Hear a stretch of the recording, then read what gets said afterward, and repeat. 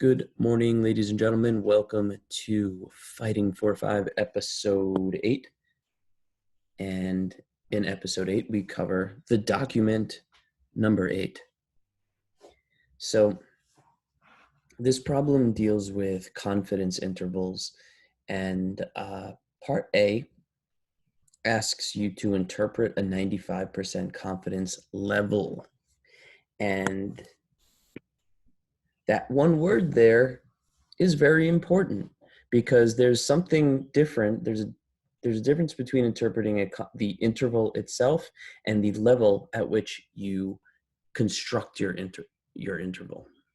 All right, and really the whole idea of the confidence level exercise that we did a few weeks back, where I asked you to sort of draw your own 3 separate random samples and then send them to me.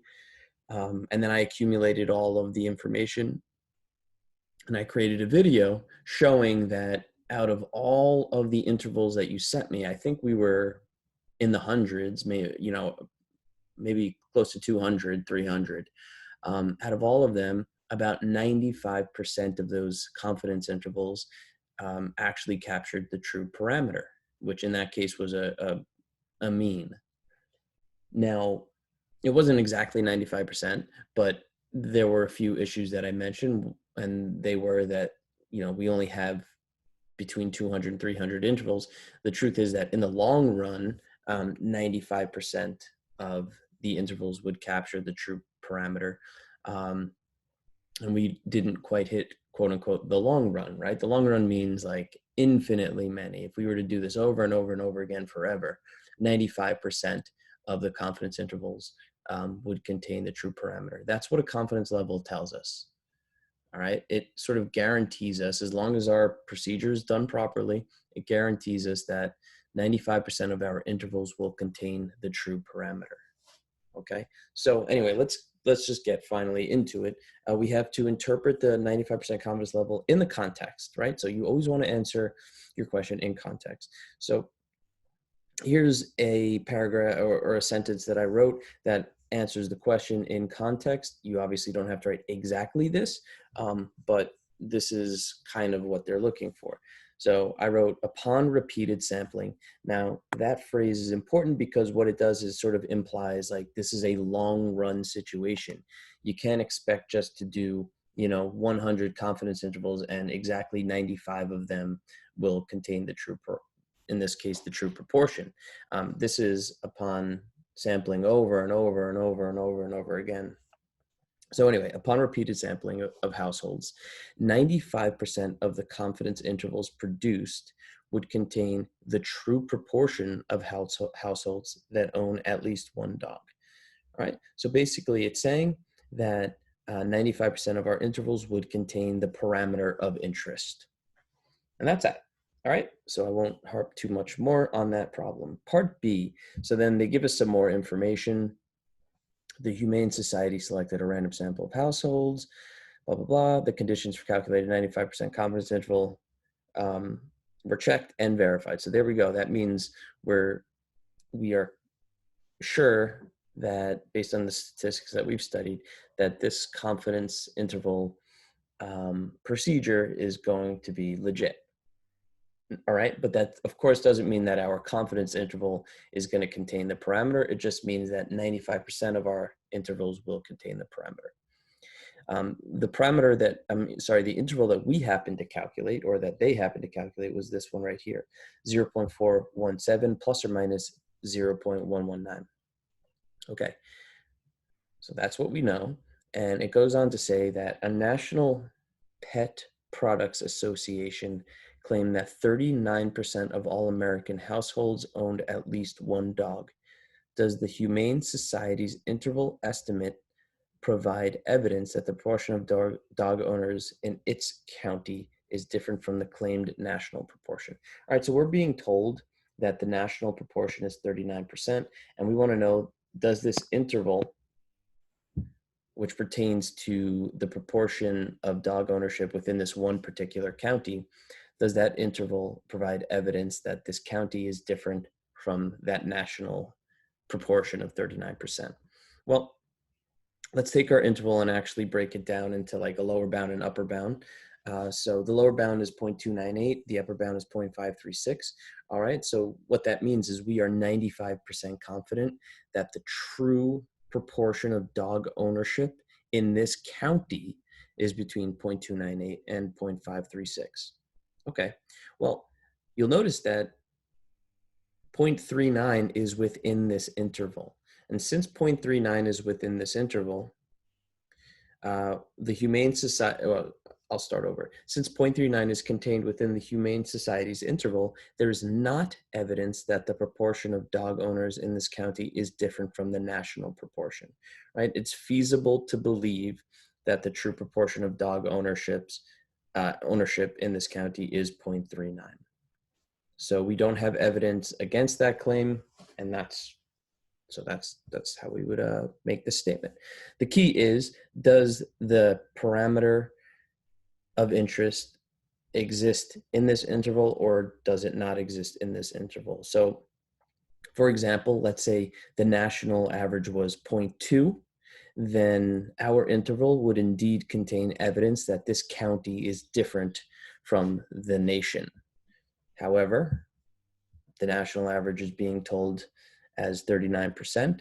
Since 0.39 exists in this interval, we do not have evidence that this county is any different from the rest of the country in terms of dog ownership. Okay, part C, how many households were selected in the Humane Society sample? Show how you obtained your answer. All right, so here we go. This is an algebra problem. And basically, you have to understand how confidence intervals are calculated in order to be able to approach this problem. So we need a sample size. How do we do that? Well, first of all, we're given that the margin of error is 0.119, and we should know from past experience that the margin of error is equal to Z star times the standard error. And since we're dealing with proportions, well, first of all, that's why we're using Z instead of T. And secondly, the standard error is going to be radical P hat Q hat over N. Right? It's P hat Q hat, not P naught Q naught, because we're not making any assumptions about P, the true parameter. I'm sorry, the true proportion. Right? This is not a hypothesis test. It's a confidence interval, so we really know nothing about the true proportion. So our best estimate of the true proportion is P hat. All right, and that's why we'll use P hat Q hat over radical P hat Q hat over N for our standard error. Now it's just a matter of plugging in numbers. Well, we know margin of error is 0.119, right? That's given up there. And let's go ahead and fill out the rest of the information. Z star, all right, how am I gonna find Z star? I'm gonna use my calculator and I'm gonna press stat. Oops, no, I'm gonna press second distribution. And since I'm using the normal distribution, we're gonna go to inverse norm. We have a 95% confidence interval, which means I'm gonna do in an area of 0.975, because remember, 95% confidence interval is referring to the area in the middle of the symmetric normal distribution.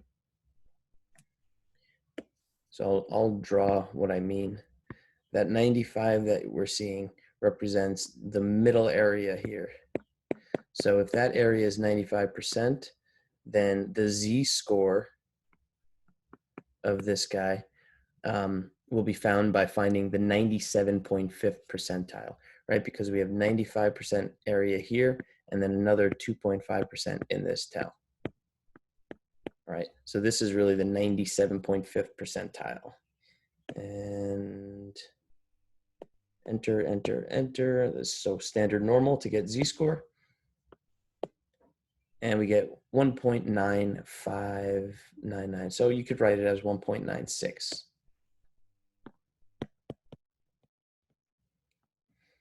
All right, let's get these other numbers. P hat. So nothing is explicitly said about P hat here. However, if you remember, confidence intervals are always centered around the sample, the observed sample, right? And in this case, the observed sample, or in other words, P hat, is 0.417. So that's our number, even though it's not explicitly told to us. We have to understand confidence intervals in order to be able to know that number. So we have 0.417 times 0.503. And n is the number that we're looking for. So that's the unknown. This is supposed to be a 1. All right, so I'm going to pause it here while I go through and do the calculations. Sorry, I came back to make this edit. This is 0.583. All right, now I'm going to go and do the actual calculations. All right, welcome back. So what you can see here is just basically the algebraic steps I took. All right, I first divided by 1.96, and then I squared both sides to get rid of the square root. And then I did some like cross multiplication to get this expression. And it's just a matter of plugging numbers into the calculator, and you end up with n equals 65.9512. Now, what you have to understand is that this is the context of this situation is we're talking about a sample size. A sample size has to be an integer, right? And I don't know if you saw the scoring guidelines. I believe you do get points off if you do not write your sample size as an integer. And of course, you should use the appropriate context, which in this case is number of households. So there were 66 households surveyed in this study. Real quick, a question came up that in the past they remember me saying you're allowed to leave values as non-integer, but I want to make it clear that when I said that, I was referring to averages. So if we're talking about the average household size, in general, any individual household size in terms of number of people, let's say, that must be an integer value. However, if we take 15 households and average out the household size, that does not have to be an integer value. All right, so please understand that I wasn't talking about every situation can be left as an integer or a non-integer. Certain situations require you to round to the nearest integer. Others don't require you to do so. Averages are allowed to be non-integer, even if it's like an integer type context, such as household size. However, in this situation, we're solving for a sample size.